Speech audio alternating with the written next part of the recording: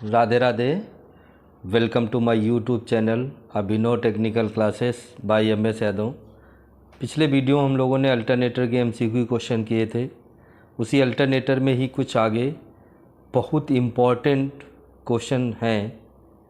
ये 30 क्वेश्चन हैं अल्टरनेटर के, मोस्ट इम्पॉर्टेंट हैं। ये किसी न किसी एग्ज़ाम में आए हुए क्वेश्चन हैं, इसलिए बहुत इम्पॉर्टेंट क्वेश्चन है ये। इनमें क्वेश्चनों में जो ऑप्शन है वो बहुत डाउटफुल ऑप्शन है।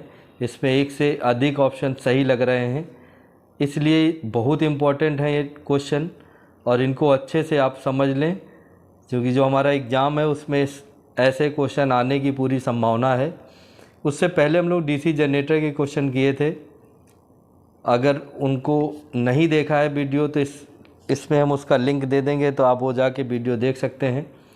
डीसी जनरेटर के आगे और भी क्वेश्चन बनाएंगे। इसके आगे फिर हम लोग मोटर पढ़ेंगे, DC motor, AC motor, single phase, three phase और ट्रांसमिशन डिस्ट्रीब्यूशन सबसे इम्पोर्टेंट चैप्टर है। उसके मैक्सिमम क्वेश्चन कराए जाएंगे, ट्रांसफार्मर के भी कराए जाएंगे। तो हम इसमें देख लें एमसीक्यू। अगर ये वीडियो आप लोगों को अच्छा लगता है तो प्लीज़ इसे लाइक और कमेंट ज़रूर किया करें और अपने दोस्तों को शेयर कर दिया करें। तो देखते हैं हम आगे। इसमें क्वेश्चन नंबर 1 है, आर्मेचर कुंडलन के वितरण के कारण, वितरण मतलब डिस्ट्रीब्यूशन। तो आर्मेचर कारण में डिस्ट्रीब्यूशन होता है, वितरण होता है, के कारण विद्युत वाहक बल का मान। तो एक हम पिच फैक्टर पढ़ते हैं और एक डिस्ट्रीब्यूशन फैक्टर पढ़ते हैं।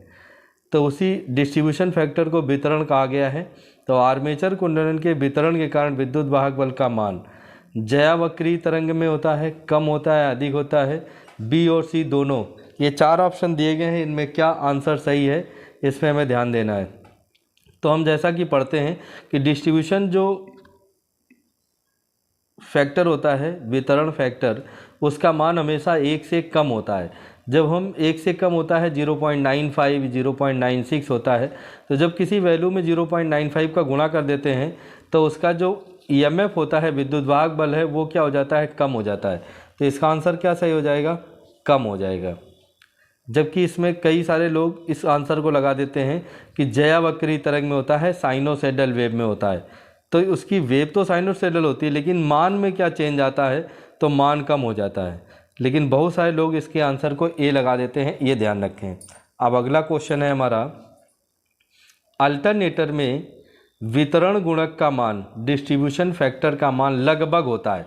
जैसा कि अभी हमने ऊपर वाले क्वेश्चन बताया था कि जब हम वितरण गुणक का डिस्ट्रीब्यूशन फैक्टर का गुणा कर देते हैं वैल्यू पे, तो वैल्यू कम हो जाती है। तो उसका मान कितना होता है, ये क्वेश्चन पूछा गया है। तो 0.95 या कहीं कहीं 0.96 देता है। तो आंसर क्या सही हो जाएगा, 0.95, बी ऑप्शन सही हो जाएगा इसका। नेक्स्ट है, अल्टरनेटर को समांतर में चलाने हेतु, अल्टरनेटर को पैरेलल में चलाने हेतु निम्न 2 मान बराबर होने चाहिए। तो कोई 2 मान हैं जो बराबर होने चाहिए, समान रहने चाहिए, वो कौन से 2 मान हैं, ये क्वेश्चन में पूछा गया है। अल्टरनेटर को पैरेलल में यानी समांतर में चलाने हेतु निम्न 2 मान बराबर होने चाहिए। कह रहा आवृत्ति और वोल्टेज बराबर रहने चाहिए दोनों अल्टरनेटर के। फिर कह रहा है वोल्टेज एवं प्रतिबाधा दोनों अल्टरनेटर की बराबर होनी चाहिए। सी कह रहा है आवृत्ति एवं प्रतिबाधा बराबर होनी चाहिए। डी कह रहा है आवृत्ति एवं फेज क्रम बराबर होना चाहिए। तो इस क्वेश्चन में जैसा कि अभी हमने कहा था कि कन्फ्यूजन वाले क्वेश्चन हैं, तो इसमें 2 आंसर सही हैं। फ्रीक्वेंसी भी बराबर होनी चाहिए, वोल्टेज भी बराबर होना चाहिए, ये भी सही है। आवृत्ति और फेज क्रम भी बराबर होना चाहिए, ये भी सही है। इसमें ए और डी दोनों ही ऑप्शन सही हैं, दोनों ही आंसर सही हैं इसके। लेकिन इसमें बात आती है कि किस आंसर को प्राथमिकता दी जाएगी।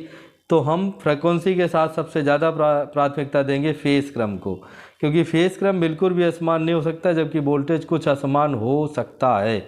इसलिए सबसे ज़्यादा प्राथमिकता दी जाएगी डी को, आवृत्ति एवं फेज क्रम, जबकि ए भी सही है। अगला क्वेश्चन है, 2 वाष्प चलित, वाष्प मतलब होता है स्टीम, 2 वाष्प चलित प्रत्यावर्तक यानी अल्टरनेटर समांतर में काम कर रहे हैं। समांतर यानी जो पैरेलल है उसमें चल रहे हैं, 2 पैरेलल चल रहे हैं अल्टरनेटर। भार का वहन किसका संयोजन करने से परिवर्तित हो सकता है। जो उसका भार है किसके संयोजन, एडजस्टमेंट के कारण चेंज हो सकता है, ये क्वेश्चन पूछा गया है। तो पहला ऑप्शन इसमें दिया गया है प्रत्यावर्तकों का क्षेत्रफल, प्रत्यावर्तकों मतलब अल्टरनेटर का क्षेत्रफल से चेंज हो सकता है। दूसरा कह रहा है अल्टरनेटर का cos फाई पावर फैक्टर से बदल सकता है। तीसरा कह रहा है मूल गति उत्पादक में वाष्प की मात्रा, और डी कह रहा है प्रत्यावर्तकों की गति से चेंज हो सकता है। ये भी बड़ा कन्फ्यूजन वाला क्वेश्चन है, क्योंकि यहाँ पर अल्टरनेटर की स्पीड अगर चेंज होती है तो इसका जो समायोजन है समांतर भार का वहन करने का वो चेंज हो सकता है। लेकिन इसमें एक ये भी ऑप्शन दे रहा है मूल गति उत्पादक में वाष्प की मात्रा, अगर मूल गति उत्पादक में वाष्प की मात्रा में परिवर्तन किया जाए तो भी चेंज हो सकता है। लेकिन अगर अल्टरनेटर का पावर फैक्टर बदलता है तो भी लोड जो वहन का समायोजन है एडजस्टमेंट है वो बदल सकता है। तो इसमें तीन ऑप्शन सही दिख रहे हैं, लेकिन बात ये आ रही है इसमें कि एक को प्राथमिकता किसको दी जाएगी। तो सबसे ज़्यादा इम्पॉर्टेंट बात है मूल गति उत्पादक में जो मेन उत्पादक यानी जो उसका प्राइमूवर है, वो प्राइमूवर क्या है, स्टीम टरबाइन है। तो उसकी स्टीम टरबाइन में जो भाप की मात्रा है उसको कम ज़्यादा करके उसको एडजस्ट करके लोड का संयोजन किया जा सकता है। तो इसका आंसर सही हो जाएगा सी। ये मोस्ट इम्पॉर्टेंट क्वेश्चन है। अगला है हमारा नेक्स्ट, प्रत्यावर्तक का वोल्टता नियमन किस पर निर्भर करता है। वोल्टता नियमन होता है वोल्टेज रेगुलेशन। अल्टरनेटर का वोल्टेज रेगुलेशन किस पर निर्भर करता है। उम्मीद करते हैं ये क्वेश्चन आप लोगों को सब समझ में आ रहे होंगे और ये क्लियर दिख भी रहा होगा, क्योंकि पहले वीडियो में ऐसी प्रॉब्लम थी कि कुछ क्लियरिटी कम थी, लेकिन अब कोशिश की है कि ये क्लियर रहे। और ये सारे क्वेश्चन हमने हाथ से लिखे हैं, तो अगर कहीं कोई त्रुटि आ रही हो सकता है कभी थोड़ा बहुत इधर उधर त्रुटि आ जाती है, तो आप पूछ सकते हैं, उसमें किसी तरह की कोई डाउट दिक्कत नहीं है। प्रत्यावर्तक का वोल्टता नियमन वोल्टेज रेगुलेशन किस पर निर्भर करता है, ये क्वेश्चन है हमारा। ऑप्शन है भार और शक्ति गुणक दोनों पर, भार और शक्ति गुणक दोनों पर। बी कह रहा है केवल भार पर। सी कह रहा है केवल शक्ति गुणक मतलब पावर फैक्टर। और डी कह रहा है उत्तेजन धारा पर। तो प्रत्यावर्तक का वोल्टेज रेगुलेशन भार पर भी निर्भर करता है और पावर फैक्टर पर भी निर्भर करता है, इसलिए ऑप्शन क्या सही हो जाएगा, ए, भार और शक्ति गुणक दोनों पर। भार और शक्ति गुणक दोनों पर निर्भर करता है। अब नेक्स्ट क्वेश्चन है, किसी अल्टरनेटर की चाल मतलब स्पीड 2000 आरपीएम है। किसी अल्टरनेटर की जो स्पीड है 2000 आरपीएम है।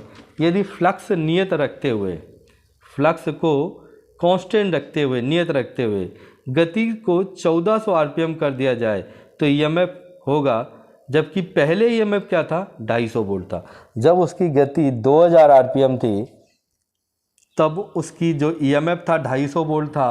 अब अगर उसकी गति को 1400 आरपीएम कर दिया जाए तो ईएमएफ क्या होगा। ये क्वेश्चन एग्जाम में 2 बार आया है, 2 तरह से आया है। कैसे आया है, एक तो जो क्वेश्चन है ये आया है, एक क्वेश्चन ये है कि इसमें ईएमएफ दिया ही नहीं गया है। अब वो केवल इतना पूछता है कि पहले गति 2000 थी अब 1400 हो गई है तो वोल्टेज में कितने % कमी होगी।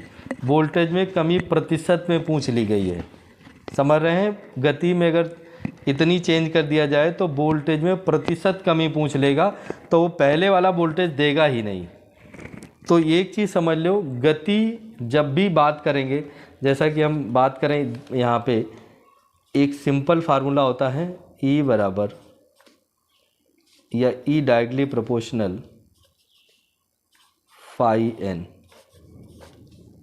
फ्लक्स और गति पर निर्भर करता है जो हमारा ईएमएफ होता है, उत्पादित ईएमएफ। तो अगर हम कहें फ्लक्स हमारा नियत है और गति को हम 10% बढ़ा दें तो ईएमएफ 10% बढ़ जाएगा, गति को 10% घटा दें तो ईएमएफ 10% घट जाएगा। तो हम यहाँ परसेंटेज से भी निकाल सकते हैं, जैसा कि इसमें दिया गया है। गति जो है पहले कितनी है 2000 आरपीएम, फिर कितनी हो रही है 1400 आरपीएम, यानी पहले 2000 अभी 1400 है। तो ये कितने % कम हो गई है, ये कितने % कम हो गई है। अगर हम यहाँ से इस बात को करें कितने % कम हो गई है, तो भी हम बात करेंगे जितने % गति में कमी आ जाएगी वोल्टेज उतने % कम हो जाएगा। और एक दूसरी बात यहाँ पे क्या कही गई है, कह रहा है जब ये गति है तो वोल्टेज कितना है 250 वोल्ट है, तो इस गति पे वोल्टेज कितना होगा। इस गति पे 1400 में वोल्टेज कितना होगा। तो अगर हम ये फार्मूला लगाना चाहें तो भी आ जाएगा, परसेंटेज से निकालना चाहें तो भी आएगा, जैसे आप लोग करना चाहें कर लें। तो अगर हम यहाँ पर बात करें फ्लक्स उसका नियत है और ई कितना है उसका 250, कब है जब स्पीड 2000 है। तो मान लिया कह दिया जाए फाई अगर हम ज्ञात करना चाहें तो 250 बटे हो जाएगा 2000, 250 बटे 2000। अब जो भी इसमें वैल्यू आने वाली है देखेंगे, इसमें अगर 250 में हम 250 में 2000 का भाग करेंगे, जीरो कट गया, ये आ जाएगा तुम्हारा 0.1, 250 हो जाएगा इसमें, फिर बचेगा तुम्हारा 50 हो जाएगा 25, 0.125 ये हमारा फ्लक्स का माना गया। अब गति में 1400 हो जाए, 1500 हो जाए, 1700 हटा, जो नई गति हो जाए उसी इस फ्लक्स में इसका क्या कर दें, इनटू कर दें। तो हमारी ये हो रही है 1400। अब अगर इसको हम इनटू करेंगे इसमें क्या आ जाएगा, इसका इसमें गुणा कर दें तो आ जाएगा तुम्हारा 175 वोल्ट। इसका आंसर आ जाएगा 175 वोल्ट। अगर हम परसेंटेज से ज्ञात करेंगे तो भी यही आंसर आ जाएगा कि इसमें इसका परसेंटेज निकाल लें कि ये 2000 है, फिर ये 1400 हो जा रही, तो कितने परसेंट में कमी आई है, उसके आधार पे जो वोल्टेज है उतने ही परसेंट वोल्टेज घटा दो तो वहाँ से भी आंसर आ जाएगा। तो इसका आंसर हमारा हो जाएगा 175, यानी ये सी ऑप्शन 175 वोल्ट। अब नेक्स्ट है हमारा स्लिप रिंग एवं ब्रश अल्टरनेटर में किसे जोड़ने के लिए प्रयुक्त होता है। बहुत अच्छा क्वेश्चन है और कई बार एग्जाम में आया है। स्लिप रिंग एवं ब्रश अल्टरनेटर में किसे जोड़ने के लिए प्रयुक्त होता है, बहुत मोस्ट इम्पॉर्टेंट है, बहुत कन्फ्यूजन वाला है। तो जो स्लिप रिंग होती हैं और जो ब्रश होते हैं वो अल्टरनेटर में क्यों लगाए जाते हैं, किसे जोड़ने के लिए प्रयोग किए जाते हैं। तो ऑप्शन कह रहा है बाहरी सर्किट को क्षेत्र वाइंडिंग से, क्षेत्र वाइंडिंग मतलब फील्ड वाइंडिंग से, बाहरी सर्किट को फील्ड वाइंडिंग से जोड़ने के लिए। दूसरा ऑप्शन कह रहा है बाहरी सर्किट को आर्मेचर वाइंडिंग से जोड़ने के लिए। सी कह रहा है ए और बी दोनों से, और डी कह रहा है इनमें से कोई नहीं। तो इसकी अगर हम बात करेंगे तो ए भी सही है और बी भी सही है। यानी स्लीपर अगर हमारा रोटेटिंग फील्ड टाइप है, रोटेटिंग फील्ड टाइप है तो हम ये ए लगा सकते हैं, रोटेटिंग आर्मेचर टाइप है तो बी ऑप्शन सही हो जाएगा। लेकिन यहाँ पर कुछ तो ये नहीं दिया गया है, इसलिए दोनों ही आंसर सही हैं। अब हम यहाँ पर कौन सा सही करें ये बहुत कन्फ्यूजन है। तो ये कई बार एग्जाम में आया है, इसलिए बहुत अच्छी तरीके से समझ लो, क्योंकि हम पहले भी ये बात बता चुके हैं कि जब हमें ये बात कंफर्म नहीं होती है कि आर्मेचर रोटेटिंग आर्मेचर है या रोटेटिंग फील्ड है, उस कंडीशन में हम पहला ऑप्शन क्या सेलेक्ट करते हैं, रोटेटिंग फील्ड टाइप अल्टरनेटर। यानी ज़्यादातर जो अल्टरनेटर होते हैं रोटेटिंग फील्ड टाइप होते हैं। तो हम क्या करेंगे, बाहरी सर्किट यानी जो डीसी सप्लाई है उसे फील्ड वाइंडिंग से कनेक्ट करने के लिए स्लिप रिंग और ब्रश लगाएंगे। समझ रहे हैं, बाहरी सर्किट यानी जो डीसी सप्लाई देंगे हम फील्ड को, उसे किससे जोड़ेंगे, स्लिप रिंग और ब्रश से। तो इसका पहला आंसर जो हमें सही करना है वो ये। हमने भी बताया कि जितने भी क्वेश्चन हैं ये मोस्ट इम्पॉर्टेंट क्वेश्चन है और बहुत कन्फ्यूजन वाले हैं। आपको हम अच्छी तरह से क्लियर कर देंगे जिससे आगे किसी भी एग्जाम में आप लोगों को किसी तरह की कोई भी परेशानी ना हो। देखेंगे क्वेश्चन नंबर 8 है हमारा। नेक्स्ट क्वेश्चन है बेलनाकार रोटर अल्टरनेटरों की क्षेत्रीय प्रणालियाँ। क्षेत्रीय प्रणाली बोलते हैं फील्ड वाइंडिंग।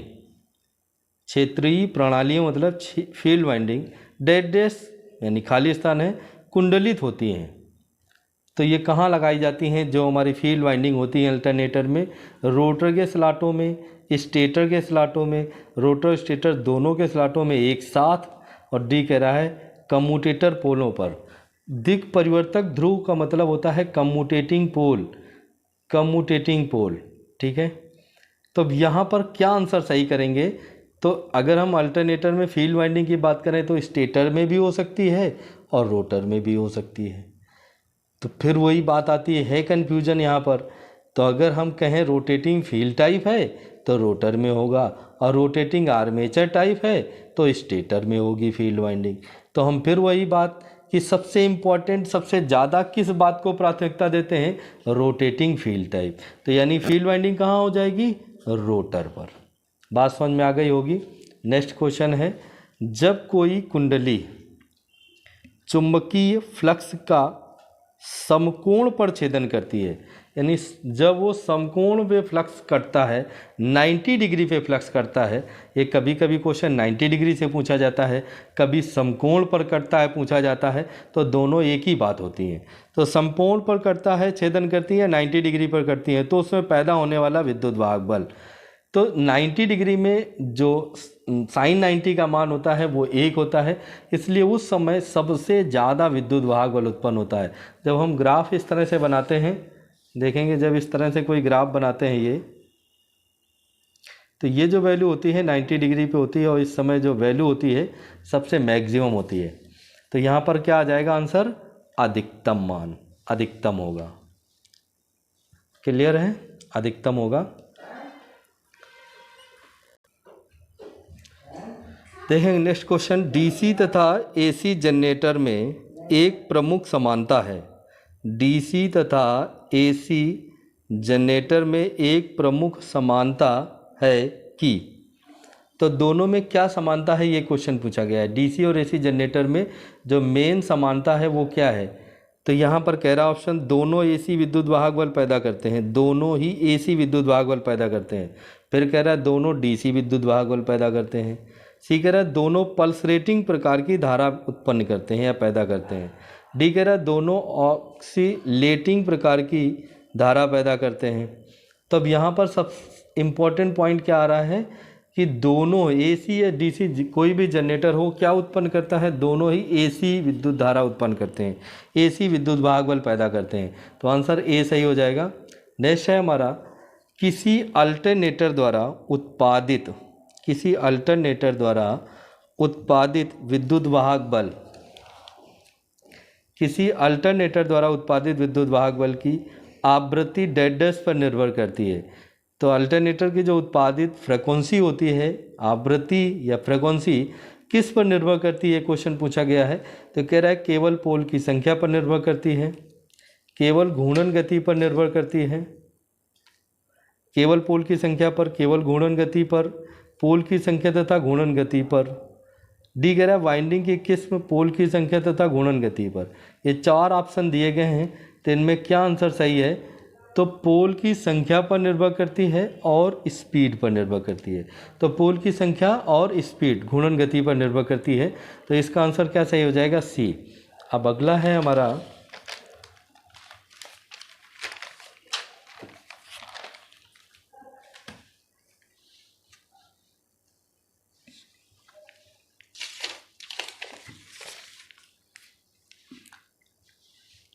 नेक्स्ट देखेंगे, एक अल्टरनेटर से किसी उद्योगशाला में विभिन्न प्रकार के लोड संयोजित हैं। एक अल्टरनेटर से किसी उद्योगशाला में विभिन्न प्रकार के लोड संयोजित हैं। यदि फेज क्रम को RYB, ये RYB लिखा हुआ है, फेज क्रम को RYB, फेज क्रम यही रहता है RYB के स्थान पर RBY, यानी जो फेज क्रम है 3 फेज का RYB है, इसके स्थान पर RBY कर दिया जाए, यानी फेज क्रम को क्या कर दिया जाए, बदल दिया जाए, RBY कर दिया जाए। तो अब क्वेश्चन में ऑप्शन कह रहा है प्रकाश लोड प्रभावित होंगे, जो लाइट लोड होते हैं वो इफेक्टेड हो जाएंगे, प्रभावित होंगे।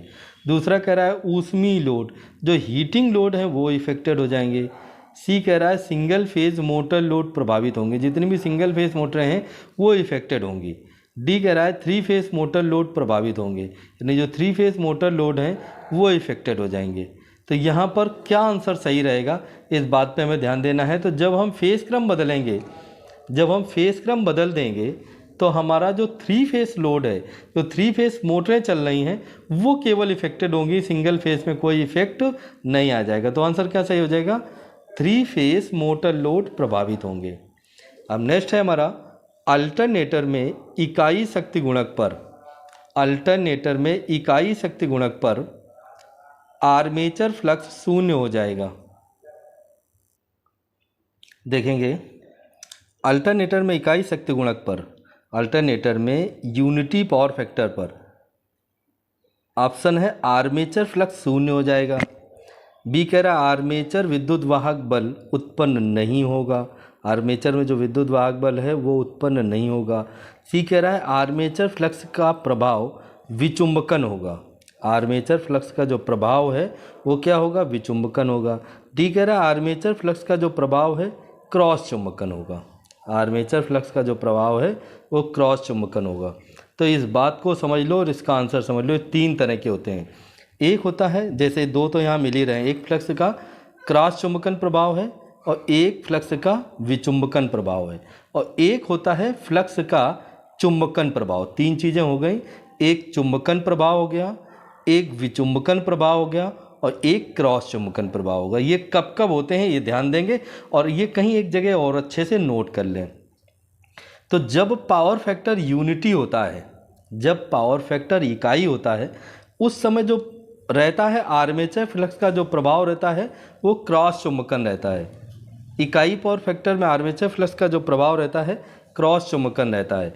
और जब हम बात करते हैं कि हमारा जो पावर फैक्टर है वो लैगिंग है, जीरो लैगिंग दे देता है या केवल लैगिंग दे देता है, लैगिंग मतलब पश्चगामी, उस समय जो आर्मेचर फ्लक्स का जो प्रभाव होता है वो विचुंबकन होता है, डीमैग्नेटाइजिंग होता है। तो जब हम कहेंगे कि हमारा जो पावर फैक्टर है वो लैगिंग है, पश्चगामी, उस समय क्या आंसर आ जाएगा, आर्मेचर फ्लक्स का प्रभाव विचुंबकन होगा। जब यूनिटी पावर फैक्टर की बात करेंगे तो आंसर क्या सही हो जाएगा, आर्मेचर फ्लक्स का प्रभाव चुंबकन हो, क्रॉस चुंबकन होगा। लेकिन एक और अभी बच रहा है, जब पावर फैक्टर लीडिंग होता है, जब पावर फैक्टर लीडिंग होता है तो वहाँ पर वोल्टेज क्या है, हम पढ़ चुके हैं कि जब लीडिंग पावर फैक्टर होता है तो जो वोल्टेज है वो बढ़ जाता है, लोड बढ़ाने पर वोल्टेज बढ़ जाता है, तो वहाँ पर जो फ्लक्स का प्रभाव डेवलप होता है उसे कहते हैं चुंबकन प्रभाव। तो चुंबकन प्रभाव में ऐड हो जाता है, इसलिए वोल्टेज बढ़ जाता है।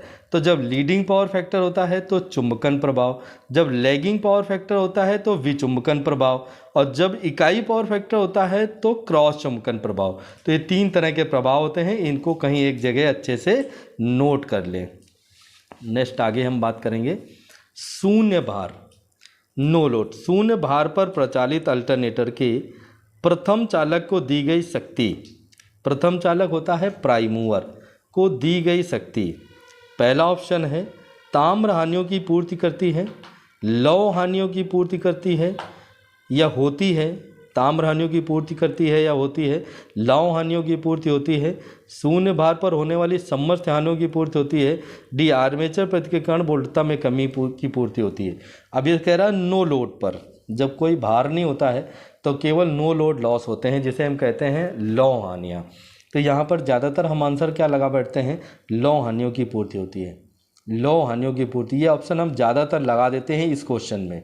तो शून्य भार पर प्रचालित अल्टरनेटर के प्रथम चालक को दी गई जो शक्ति होती है वो जो पावर लॉस करता है, पावर व्यय करता है, उसमें जो लोड निर्भर करता है वो किस बात पर, ऑप्शन क्या लगा बैठते हैं, लौह हानियों की पूर्ति होती है। जबकि ये आंसर ये पूरी तरह गलत नहीं है, पूरी तरह सही नहीं, क्योंकि इसके साथ एक और ऑप्शन दिया गया है, शून्य भार पर होने वाली समस्त हानियों की पूर्ति होती है। नो लोड पर जितने भी प्रकार के लॉस होते हैं उन सभी की पूर्ति होती है। तो नो लोड में एक लॉस होता है आयरन लॉस, और एक नो लोड पे लॉस होता है जिसे कहते हैं मैकेनिकल लॉस। तो नो लोड पर दोनों ही लॉस की पूर्ति करता है शून्य भार पर। तो पहला आंसर ये सही नहीं है, अगर ये ऑप्शन नहीं होता है तो ये आंसर सही कर देते हैं, लेकिन यहाँ पर ये आंसर है शून्य भार पर होने वाली समस्त हानियों की पूर्ति होती है, इसलिए आंसर क्या सही करेंगे, सी।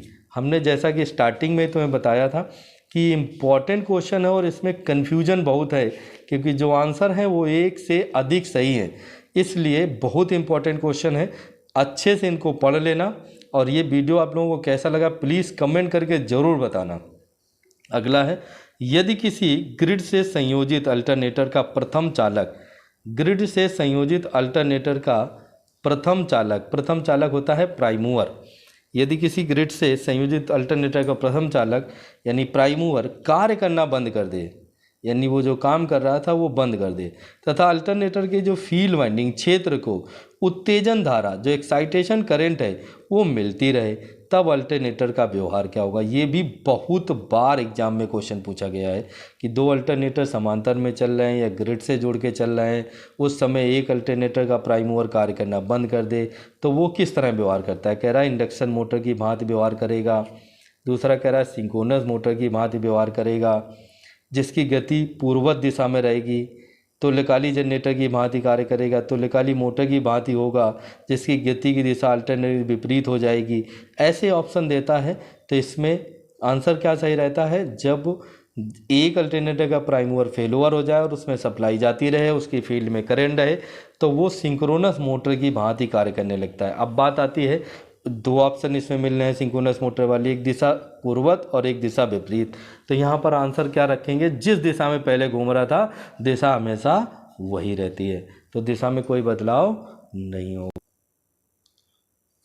तो अगर ये वीडियो आप लोगों को अच्छा लगा है तो प्लीज़ इसे लाइक करें, कमेंट करें और अपने दोस्तों को शेयर ज़रूर कर दें, जिससे इसका फ़ायदा अन्य लोगों को भी मिल सके। तो प्लीज़ आप लोगों से कोई पैसे तो लगते नहीं, आप लोगों को केवल इतना ही करना है, वीडियो देखने के बाद इसे शेयर ज़रूर कर दिया करें। Thank you.